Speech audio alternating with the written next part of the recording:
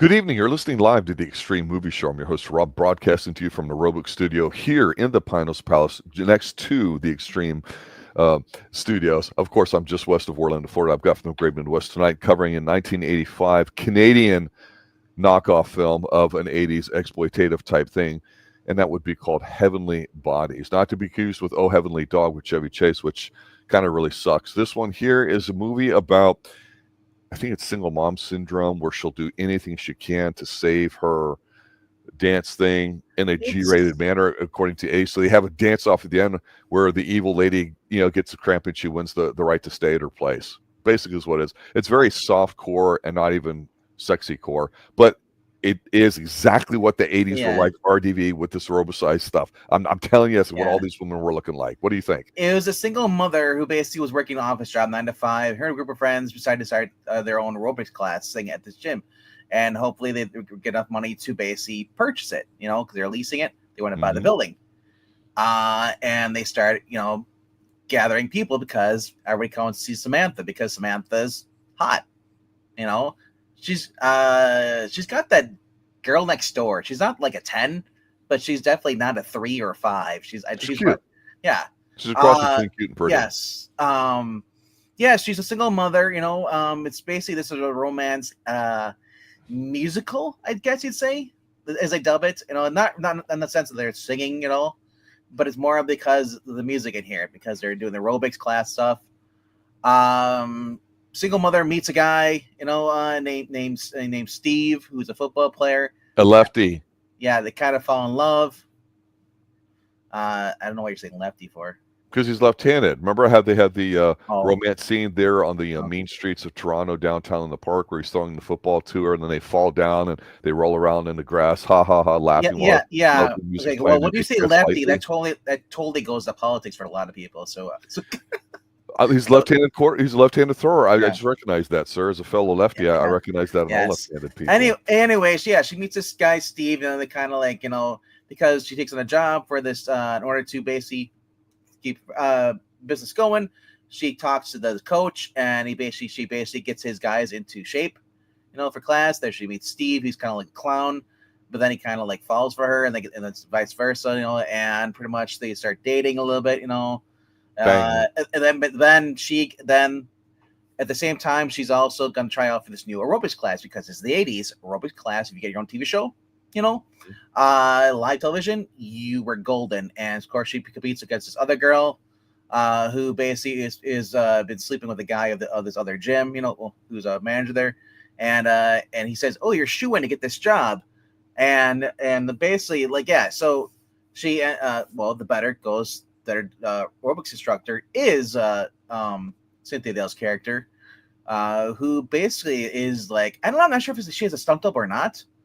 Maybe she does. It doesn't look like it for the most part. No, but for the dancing, and for those who are wondering what this movie is, we had Flashdance a year before this, 1983.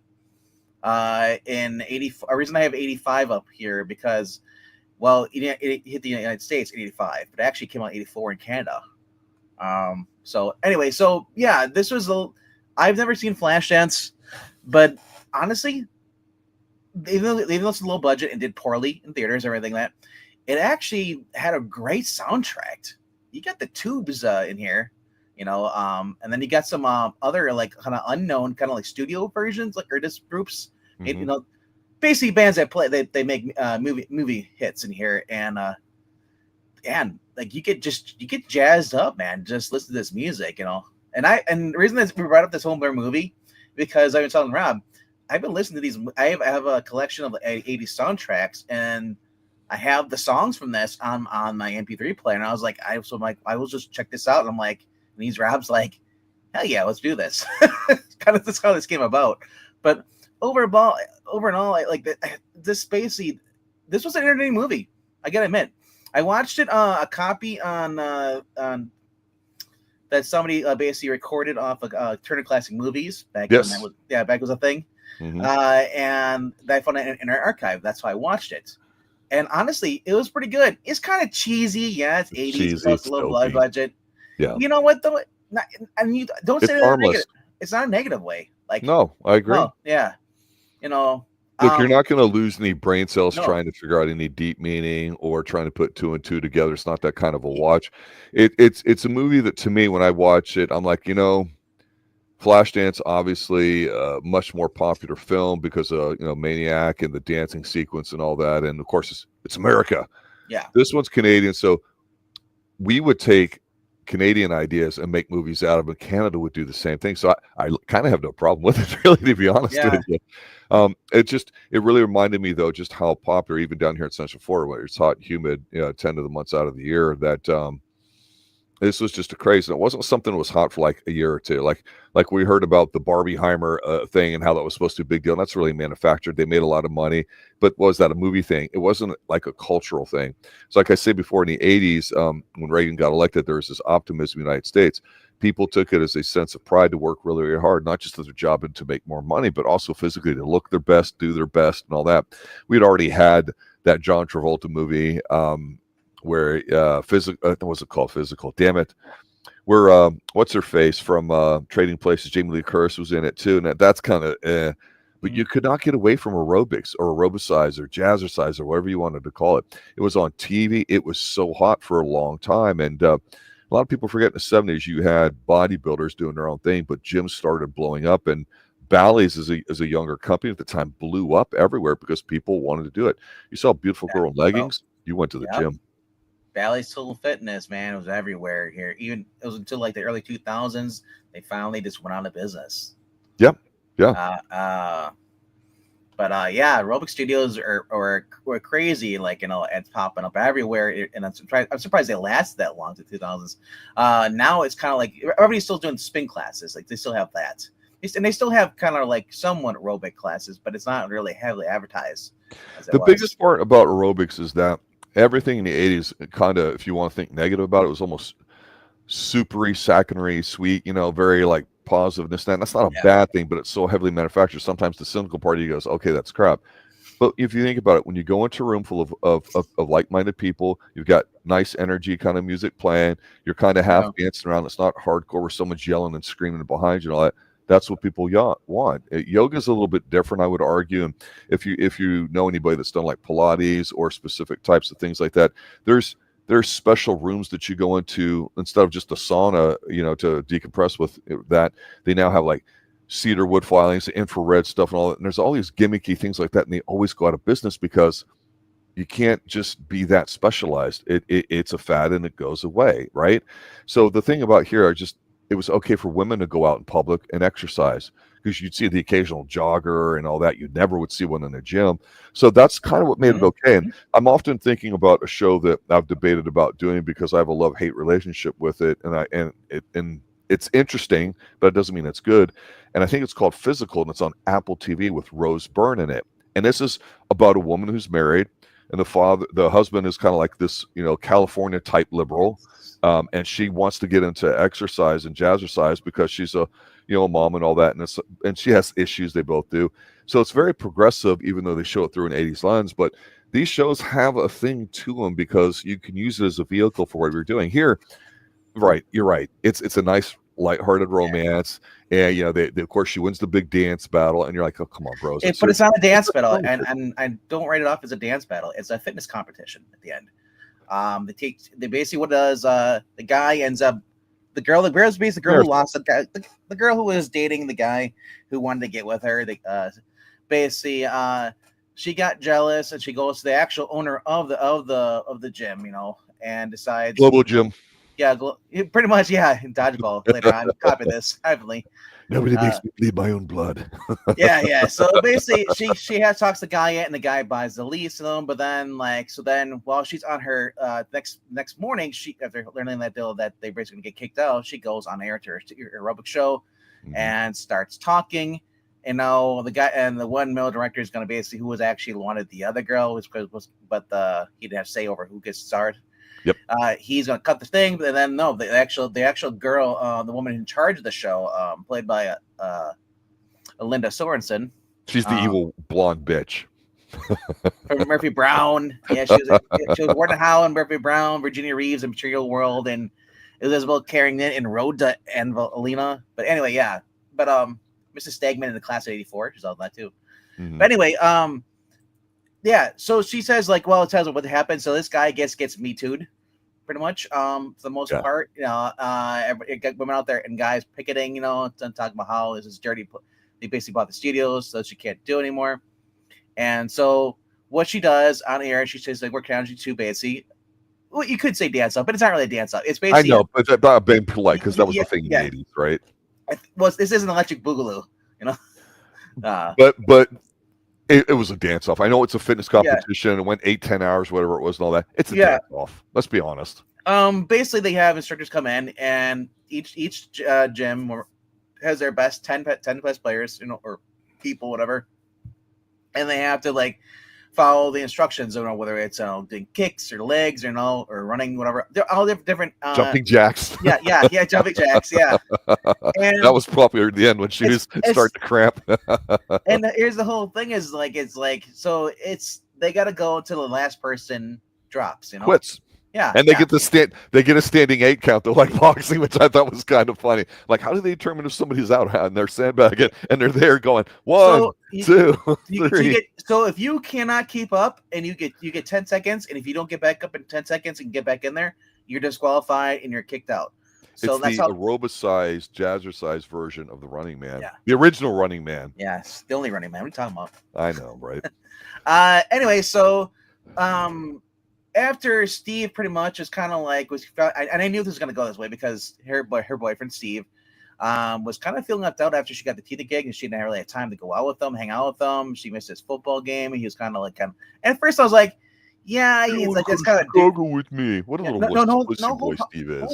Hold on. No, he's not a wussy boy. He actually had a legitimate reason. At first I thought it was like, oh, he's kind of gonna get me get upset and whatever, and basically she didn't have time for him anymore. She just kind of was brushing aside. She thought she'd have everything, and then pretty much she used him for his body, sir. Let's be honest. No, she didn't use them. They actually both they're both madly in love. It's true, love.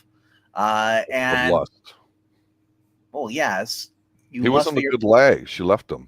No, that's not what it was. Or dance, no, and sex, and get out of this toxic crap out of here. It wasn't. That's not even true, bro.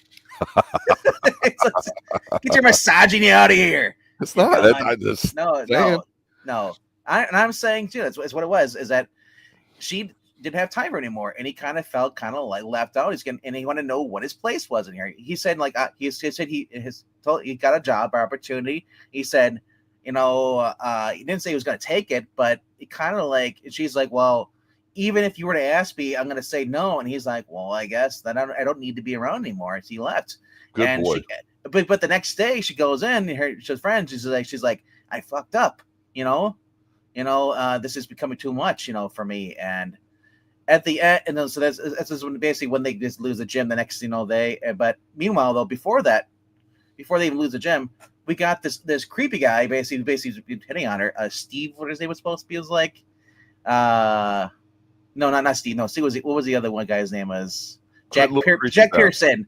Jack Pearson, played by Walter George Alton, who looks like he's from the 1960s.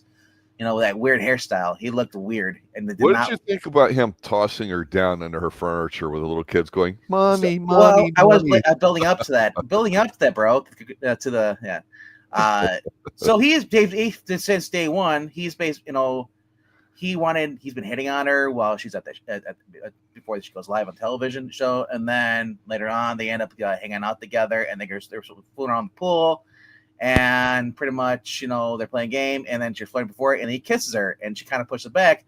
This is when this guy's two-timing this other girl, the one who actually wanted Sam's spot. They had an open relationship. It wasn't exclusive. It wasn't an open relationship. No, it's called. She felt that she basically had no self-esteem. That's what it was. She was jealous. Oh, that's why she knew she fucked up, because she banged the one dude, didn't have time for him, and is messing around with the bad boy here in the pool, the sauna. Excuse me. No, I'm being snarky, sir. I know you are, but I'm being snarky. That's my role right now. No, you're being a curmudgeon. No, I'm not. Anyway, so it's because Jack Pearson basically was two-timing this other girl and was stringing this other girl along, and she gets mad and she gets in the jealous rage, fit for the rage, and decides to go to this the actual owner and tells him, "Hey, we need to get rid of this gym, and so let's buy their gym because otherwise they're gonna run out of business." So, and this guy, the guy played by actor Linder, was looking him up. This is a guy who's been around, died in 1992. He was a Polish-born Canadian television actor.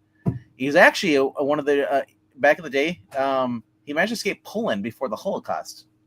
He was a Jew, and I thought that was interesting because you don't really hear about kind of like those kind of actors because a lot of them have aged out, and yeah, so he was basically Felix Leiter and Goldfinger. He kind of does actually. Oh my God, the old school Felix Leiter. Yeah, he was in Goldfinger. That's who he was.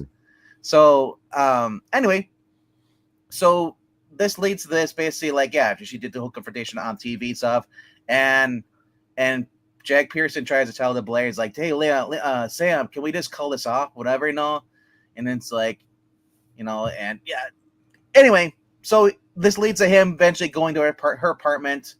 Well, she's just got out of the shower and stuff, she's working on stuff, and and he's there, and he basically tries to force himself on her, and she slaps him, and he throws her into the coffee table that ends up hurting her leg, which is oh shit, because now she's got to do the next day, she's got to participate, and she works the thing, and she's the underdog in this. So I mean, can she do it? I didn't think she could, sir. I have to admit, she surprised me. Honestly, I thought that I didn't think she was going to be the last one in there. I thought because there's a couple times where she's kicking at her legs, and you can tell it's bruised up. Steve finds out after he hears about this, and because Steve came back, he volunteered, because one of the guys was sick, couldn't do it in the competition. He still cares about her, and I'm sure he probably saw the news, whatever. And now he overhears what happened with her because he saw his leg, and then he goes to the other guy, makes the other guy get disqualified by punching him in the back of the head.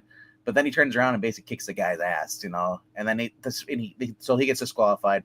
And then he basically spends their time basically hanging out with her son while watching. Her son is actually a famous. He's now a popular rapper now. Stuart Stone. Yeah. What's his name? Stuart Stone. He's a Canadian actor as well as a producer of television and film and music. He's best known for his roles as Ronald Fisher in the 2000 film Donnie Darko and Ralphie Tonelli on the Magic School Bus animated television series. And I guess he's toured as a comedian and a rapper. So. He's famous in Canada, yeah. Honestly, this was basically a movie I would not go to see in theaters. So I can understand why putting it in theaters. No. Yeah. Look, when I say aerobics was big, I mean, we back up here a little bit and kind of come at it from a different angle, just because that's one of the things I really liked about this film was just. Then it fuck around with the aerobics. It's there and it's everywhere and it's constant and everybody's into sex appeal and everything. They're not afraid of it. What's that?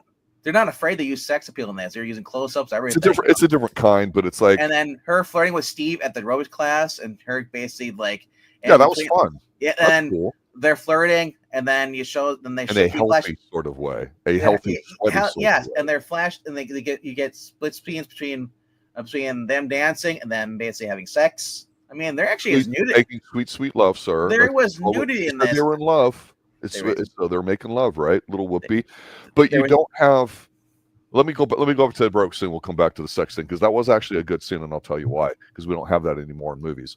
The thing with aerobics going into the 80s, we always talk about, you and I do the 80s films. We talk about how this is an example of American patriotism and all things that were just a United States thing, right? One of the interesting things too is that cable channel, while available like HBO and satellites and all that, was still relatively expensive, but it started to get a bit more mainstream where you could have something, right? But one of the biggest channels at the time, there was one called TBS, which is Turner Broadcasting Station, and TNT. And Ted Turner out of Atlanta owned them. So he was really big. And at the time, RDB, going back, you and I have always joked offline about wrestling and how things are different these days. Back then, it was huge locally. And so if you got that on your local cable, it was cheap to produce and very profitable for you to have it. So he started the channel station, TBS, to be 5 minutes later. So like if you got home at 8 o'clock and you watched a 2 hour thing, Saturday night, whatever, wrestling, it'd be 8:05 to 10:05. But the reason why I'm bringing him up is because not only did that kind of guide people into that kind of stuff, his wife was Jane Fonda, who got like the second career, if you didn't know her, in the 80s by doing like aerobics. And there was another guy that was on TV, Richard Simmons, who died a year or two ago. He was really, really popular, and people thought, what the hell is going on? So you had this critical mass, not just of one or two people where it's hot, it was kind of like a fad, where it was really a big deal. You had Gilad Bloom that did something. We had a lot of hot models on there, like fitness model types. And I mentioned ballets in the mid 80s that definitely here in Orlando. And it was interesting to see this transpire. And then, of course, you might have like step aerobics and other niche things like regular yoga that you might go to the YMCA or private studio for, that might be more expensive.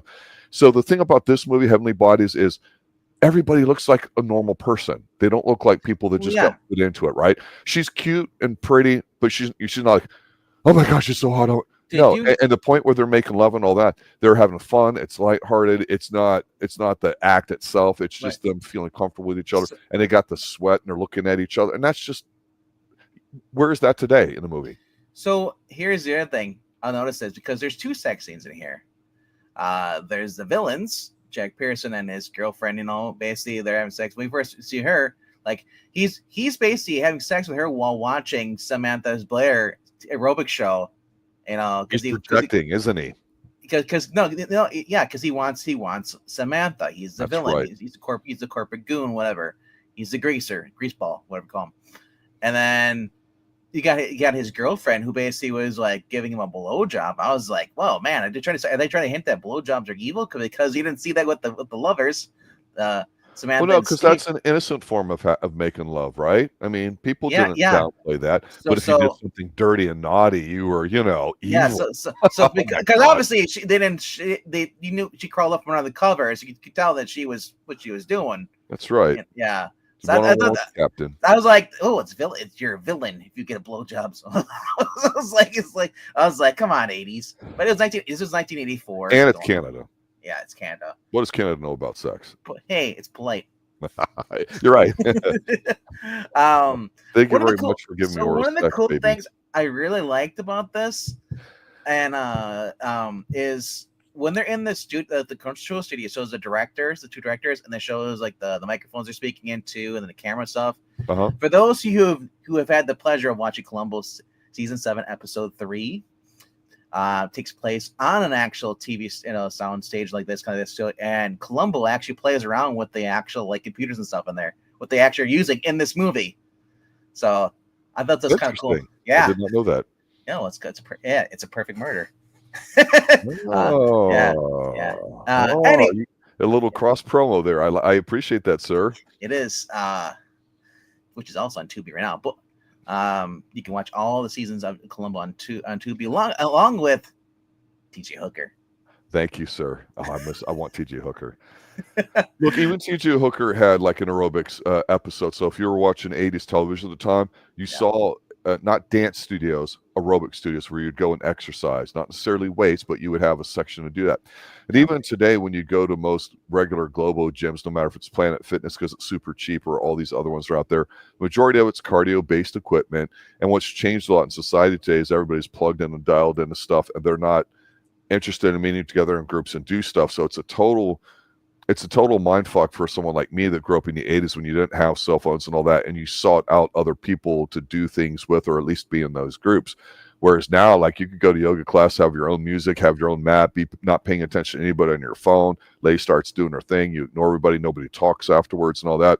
And that's one of the things about 80s movies, and this movie I will give a lot of credit to. Forget the feminist angle in here and all that and the feel-good stuff to it, because it's there, and that's the 80s.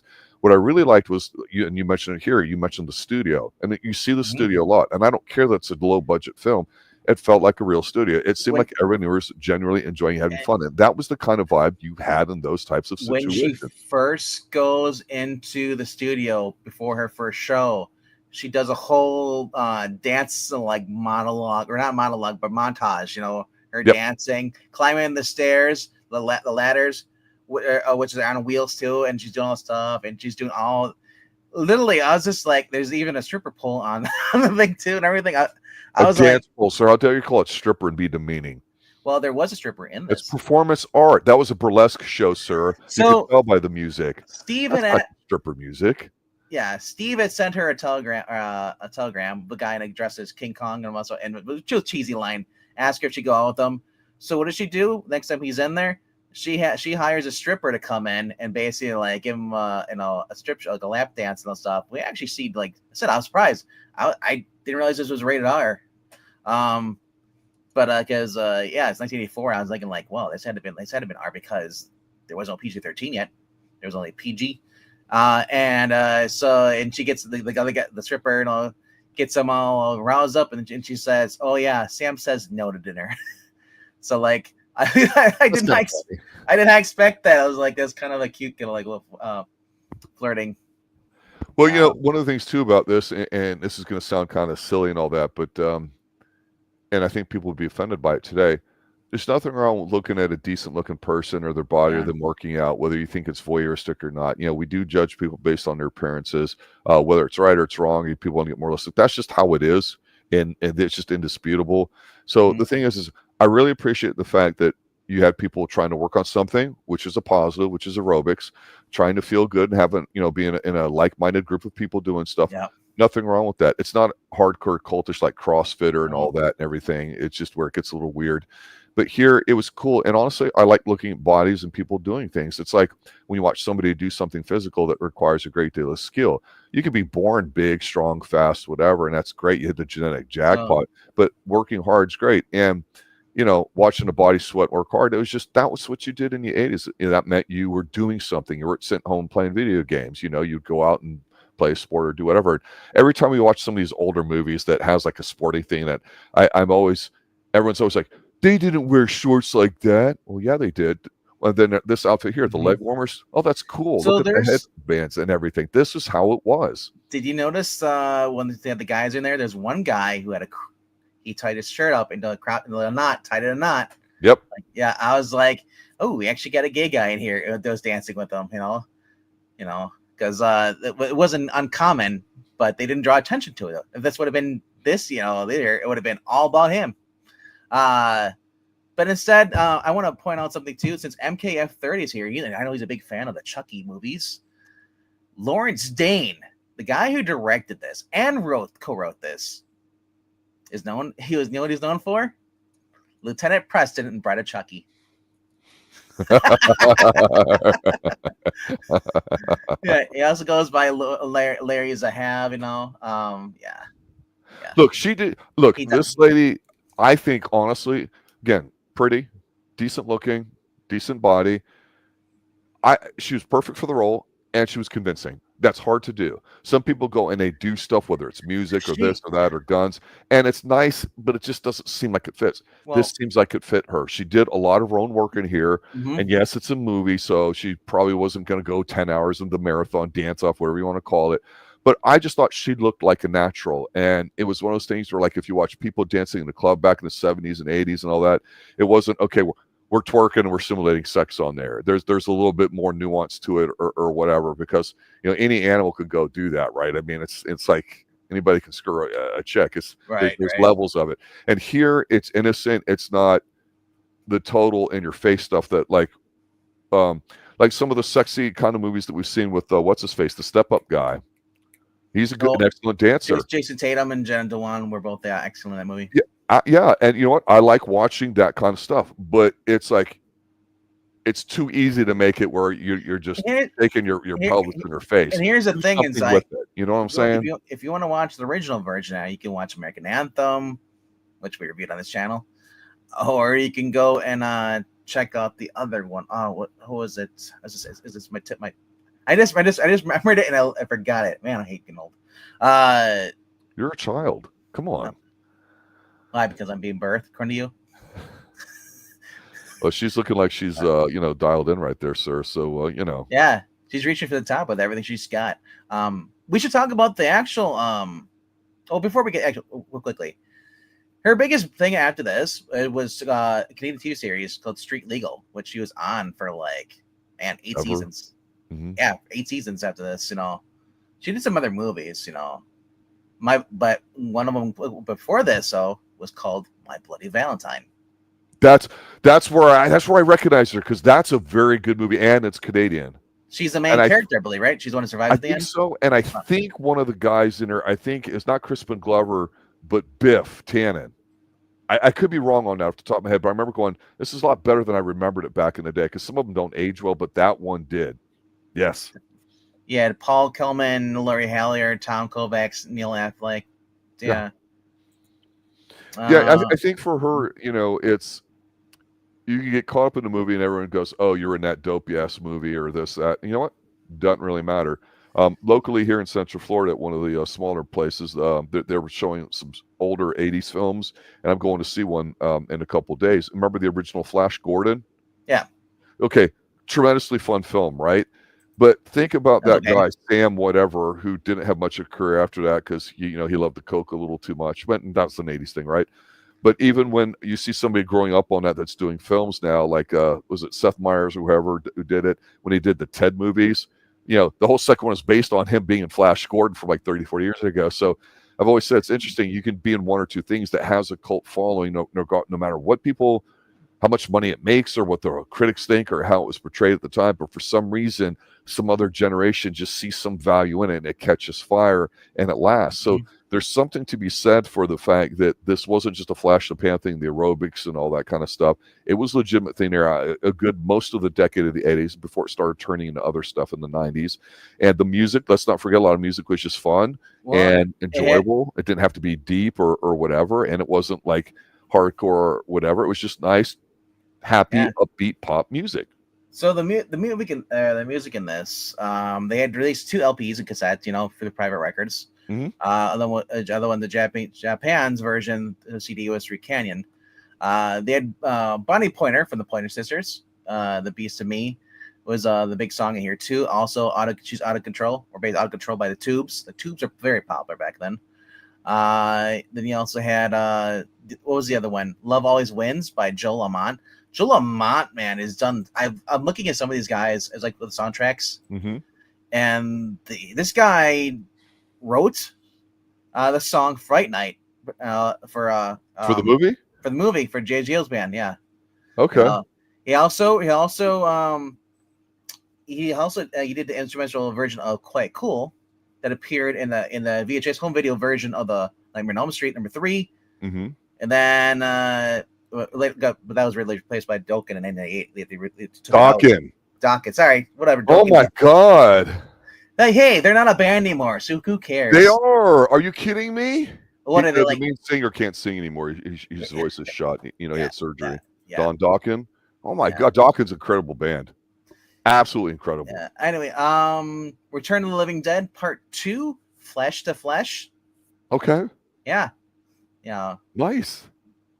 Proving once again that zombie stuff did not start with the mall zombie movie or The Walking Dead. It started with the zombie stuff back in the 60s. But here's the thing about this guy, this Lamont guy. He's still big in the Philippines because he wrote that Secrets You Keep.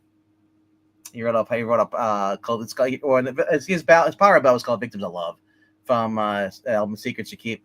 Yeah, he still goes around and actually sings songs, but I've been finding out that there's a lot of these guys, session musicians, we basically would just come in and do these stuff, movies, and that's how I'm discovering a lot of these movies, because I have a collection of all the obscure guys come in and write songs for the movies, and kind of that's how I came across this. I was like, I've been listening to this for about the past year or two, and keep on working.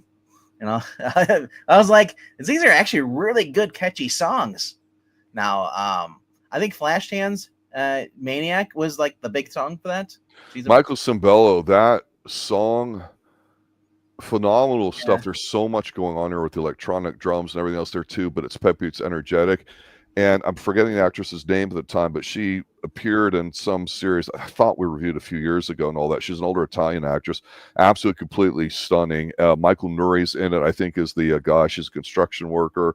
A lot of people thought it was a kind of movie, but everyone remembers the dance scenes, and it was kind of a thing in the 80s. That really brought it to the adult 80s people rather than a younger 80 ones. That's always kind of interesting, because you got to understand, going back into the 70s, country music was still really huge, and a lot of that stuff was really big on television too, whether it was Hee Haw or like even the Lawrence Welk show, I think, was still on.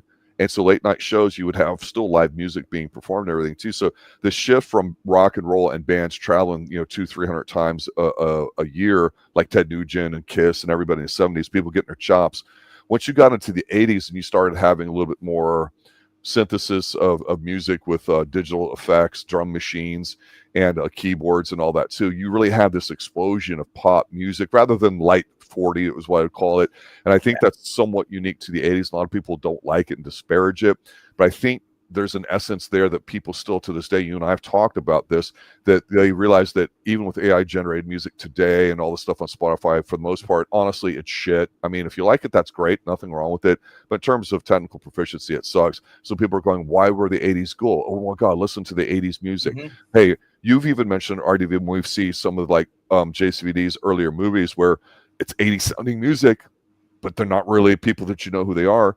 But then, like, even to kind of reference something you mentioned a few minutes ago, you mentioned a later episode of Columbo, right? And we're doing the course season 3 of Columbo now. Professor Pix and I go every week, and we're in the middle of season 3 towards the end. It's interesting because one of the side characters I just saw after Pix and I were talking, because there's some show notes we forgot, this guy comes in and he has a bit part. But this is a guy that would go on to direct a whole shit ton of stuff in like the 80s and 90s, like Alias and this and that, like known stuff. And you're like, holy crap. And this is a guy that got started doing that. So there are these levels of stuff when you do a deep dive, whether it's music, a picture like what you put in here, or you saw in a B-level Canadian horror film. That's kind of how we do this. We don't necessarily research it. We just go, what about this? What about that? What's it related to? That's the interesting thing about it to me. This is not a bad movie. It really is. I know it sounds like shit on it, but it's lighthearted. It's really, how much more lighthearted can you get? It's a B movie, but here's the thing about is what people forget about the 80s. There was a lot of movies like this that were kind of like light romance, but this was, and I loved it because this had more. This was definitely geared for the songs. Yeah, in here for the music, you could tell because towards the end when they had the dance off, as you'd like to say, it was actually a workout thing. They kept playing the songs over and over again, 3 songs, and here it fits. Make it seem like it, and like. So here's the other crazy thing about this. So we brought up Flashdance quite a couple times tonight and talking about this. Before she opened her studio, she looked at the movie poster of Flashdance. Jennifer Beals. That's it. Yeah. Yes. So she looked at. So Flashdance was a movie in this movie. Yeah. It's not a separate universe. So it's kind of like a nod to Flashdance in a sense. It's kind of like, hey, we saw Flashdance. This is our heart, our kind of tribute, kind of nod to this. Let's take it a little bit differently, but also pay respects.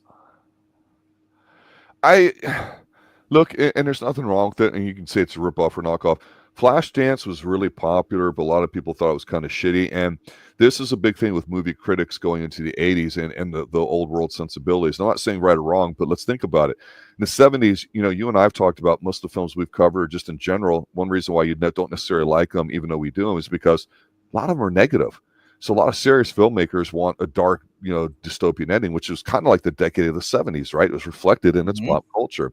In the 80s, again, I always symbolize when Reagan got voted in and all the stuff that was going on. There's that optimism in the 80s, just of things being better.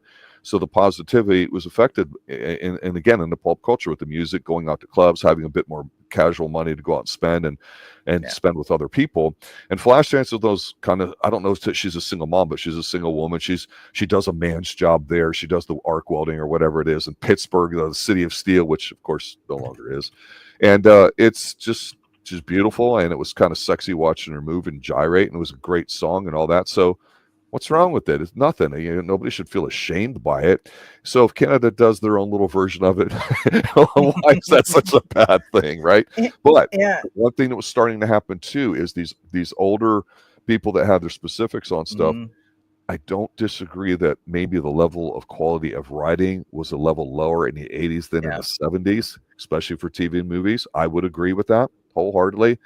That being said, it was still a lot better than it is today. But just because again, we say here on the channel, you don't have to like it and it can be good, or it can suck and you can like it.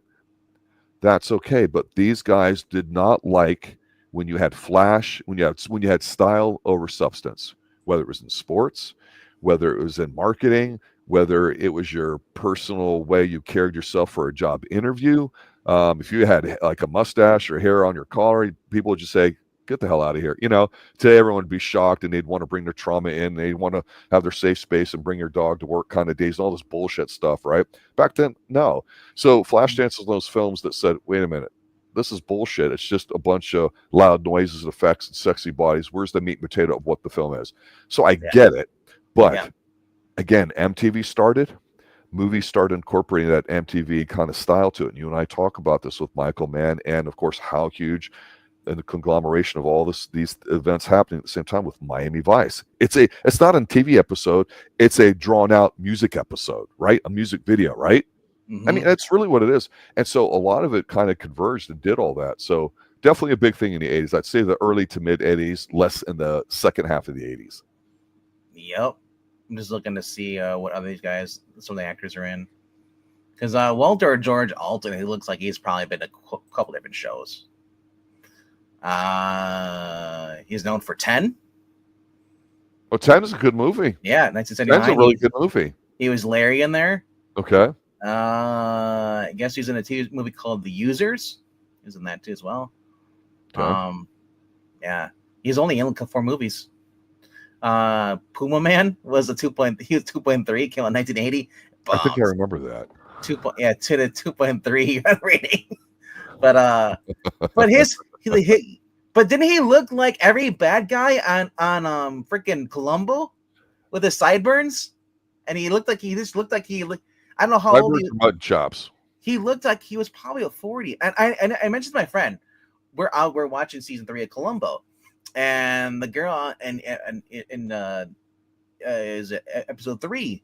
I forget, or something on Strife, whatever. I forgot what her name is, but Vicky Strife, whatever. I was telling him, dude, I bet she's probably like 31, 32. And he's like, no, man, because she looks old. Because remember, back in the 70s, everybody dressed older, so you looked older.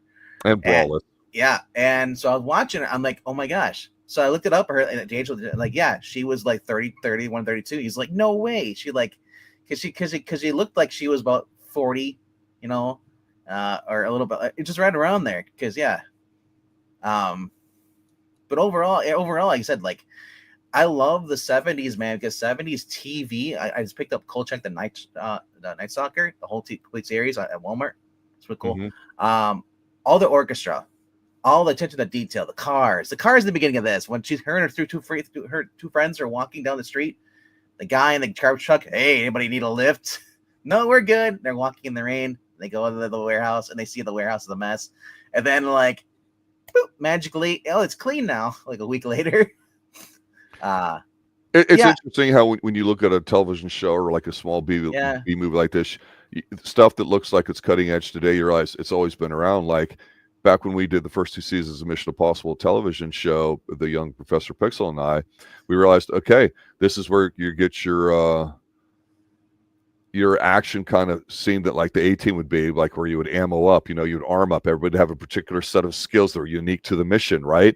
You have your Alpha, Bravo, Charlie teams. I mean, so it's not like it's a new thing. It didn't start or something really popularized. It's always been there. Masks, disguise, production, all that stuff. So you're seeing Toronto, Ontario, Canada, 1984 too, which is really cool about this. You're seeing back then. And Toronto, I think, is the setting where they filmed. We did the first season, I believe, of Forever Night here, which is pretty popular and all that. And we're going to continue doing that a little bit later in the year with season 2. And I understand it changes a lot, but it is cool when you get to see towns of other places, especially Canada, because as a kid here in Florida, like, oh, that's where it's cold. So I was bringing up before, I'm talking about the movie posters behind her. She was handing out flyers for her place. She was making them at work, trying to hide himself, Yep.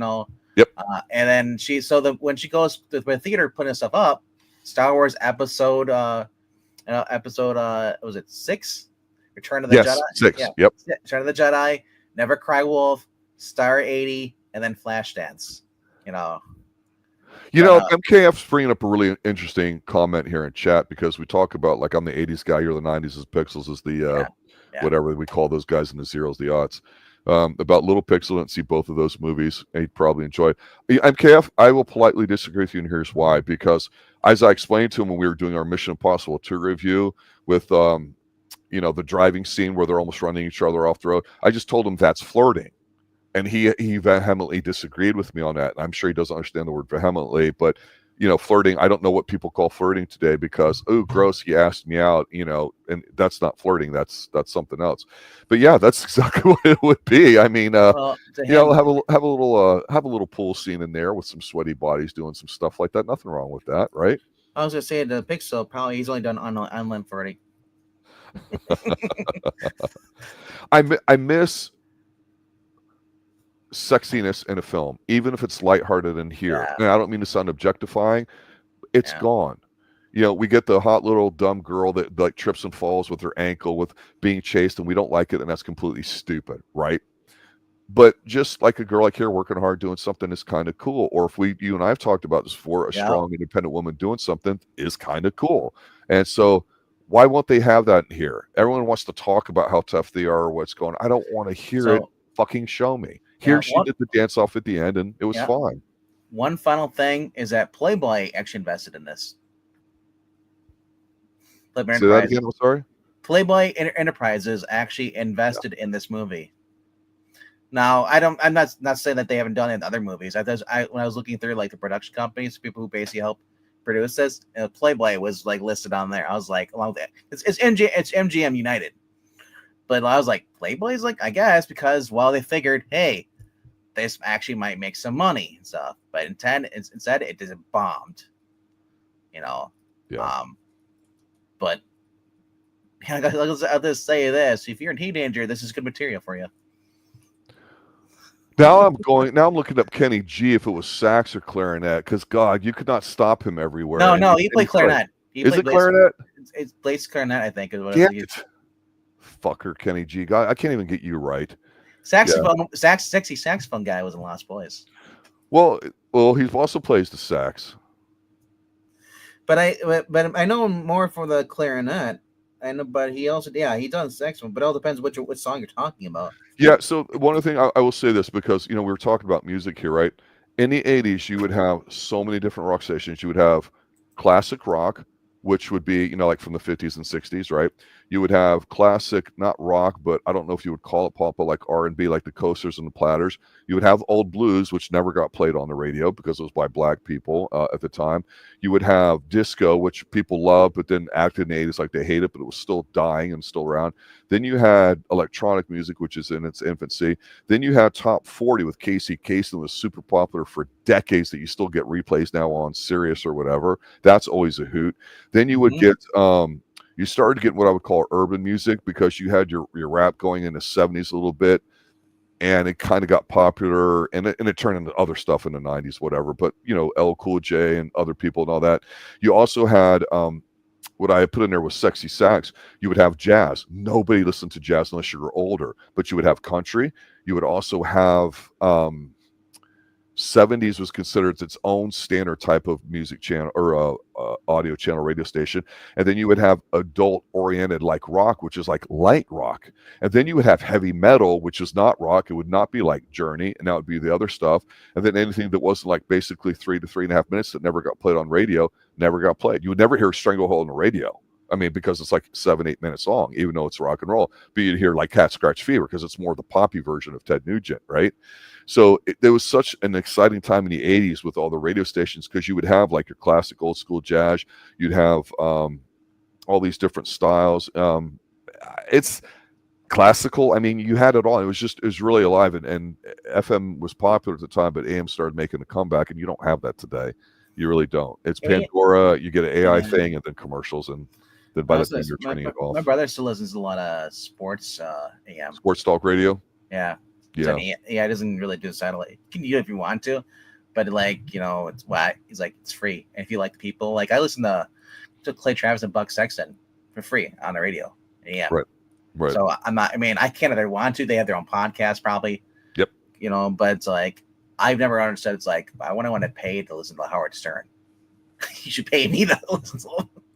It's like, I never understood that. The Sirius Satellite, like Busted Open was the other one too. It's like the wrestling stuff. It's like, I can just go watch YouTube videos, or I can A just lot of guys that start here in Central Florida talking about on the radio. Yeah. Normally, they would just give you a slot and see if you could pull viewers, and then you could parlay Yeah. that to a gig. Seriously, I know several people that have done that, and it's just different now because you don't have to go through a company to do it. You could do it on your own, right? That's why everything's so atomized here, and it's not going through one or two things, and that's why music doesn't exist anymore, as well as movies. Let's be honest, every movie that comes out is basically the same. There's not that much variety in it, and it's a little disappointing. Can you think, and can anybody in chat think of one particular subset genre that's going on today in the 2020s that kind of like this aerobics was a unique thing culturally that we'd make a movie about today? I'm trying to think of it. I'm certainly not in my 20s anymore, so I don't know. Obviously, like, because obviously the movies in the 80s we had genres. Yes, this was part of the dance craze. Absolutely. You know, you had breaking it, you had flash dance, you had Dirty Dancing, Footloose. Footloose is a really good one. Yep. Yeah. But then you had the weird B movies with Linda Blair, like Savage Streets, and a few other ones that she did. I can't remember because it's like an updated '80s version of like all the rape exploitation films. But then, like, look at the '90s TV, the late '90s, early '90s was all about spy stuff. Cars, Viper was one of them. They tried to bring back Knight Rider again, and then you had we were just talking about Dudikoff had one. Had like a car thing, and like, but then you get to the '90s, late '90s, you get, you know, there is some Acapulco Heat, you know, all these different like knockoffs of Charlie's Angels. Yes. And that's kind of like what it's been going on since the 80s, is that you're getting these knockoffs, you know, for certain things. And it's the point where it's hard to get an original movie anymore, you know. But I'm just saying that doing movies like this is a bad idea. Sometimes I like it. No, I like it when somebody takes somebody else's idea and is able to go in a different direction and make it better, make their own thing. Yeah, you know? I agree. Because otherwise it's like, oh wow, it's a knockoff of Flashdance. So like, well, had this money done banger more. So what? Yeah. Star Wars is rip off of Seven Samurai. Well, yeah. I mean, the what are they called? Stormtroopers? Those are supposed to be communists. Look at the Eight Samurai. The Legend of the Eight Samurai, which was like a Hong Kong big action thing. That was like one day I'm going to get you to watch some Akira Kurosawa, and so we can review it, sir. He's the one that did Yojimbo, right? I believe so, and some others. Which I've already seen. It's a great movie because that's where we get the whole fistful of dollars. Yep. Yeah. Yep. But yeah, dude, I honestly 80s movies, even the one like what was, I think 10 was with Bo Derek, wasn't it? Yes, that's a good one. Yeah. That's funny as hell. Yeah. 80s was Blame It on Rio would not be made today. Oh my gosh, Demi Moore. Great movie. Yeah, and Michael Caine. Yeah. You know, they're both kind of like, it was kind of like gross. All right, my final thoughts. Check it out, guys. I think it's on Internet Archive. I don't know if it's on Tubi. I watched it on Internet. Yeah, I posted decent print. It's okay. I saw that in chat there. Some of you might see it like on Amazon or other places. It depends on where you're located. And if I could not find it legally through any streaming websites. So the only thing I found it was through Internet Archive for me, and that's what I posted in the link here in the chat. So any other final thoughts? Final thoughts is basically, if you've never seen this movie, and maybe these aren't your kind of things, you're like, oh, these are knockoffs. Give knockoffs a try, because sometimes the B movies are just more fun. You know? Yeah, save it for when you want an 80s kind of feeling, because there's not many of them like it that you probably haven't already seen, like a big budget movie. You want something different that still feels like it. This yeah, like one of them. Yeah, this is, even though it's Canadian, it's got that Canadian seeing this makes on it. You know what I mean? Watch this movie. I was like, I really want to watch Footloose again. You know, I've never seen Flashdance either. Dirty Dancing is a good movie, but it gets boring. You know, as far as like you watch it over and again. Mm-hmm. Like I've seen. But is that an 80s film? Dirty Dancing? Yeah. It's either 1990 or it's like the 80s. It came out around then, but it was set in a different time, if I recall. It was set in the 50s. See what I'm saying? 60s or whatever. Yeah. But it's still an 80s movie because it was made in the 80s. And let's appreciate John Lithgow in Footloose being a bastard like he is in a lot of films now as he's older and getting ready to die, because he's so damn good. And he was unstoppable in the 80s up there, along with some other guys, which we'll talk more about here in the future. If you like John Lithgow, check out our review of The Old Man. Yeah, There you go. Thanks, guys, for showing up. This is pretty fun, pretty active. I like to really seeing all the back and forth in here. You never know what to expect when we pull out one of these different films. So it was definitely a lot of fun here, too. Until then, guys, we'll see you on Sunday night, 6 p.m. Eastern. We'll be live for Columbo. I believe it's episode 7 or 8, whatever's next. If you'd go in there, look in there. And then RDV and I are quickly deciding on another probably 80s film, mid-80s, because we're in that vibe right now to cover. And we'll post that up there so you guys can see it. Good night now. Later, guys.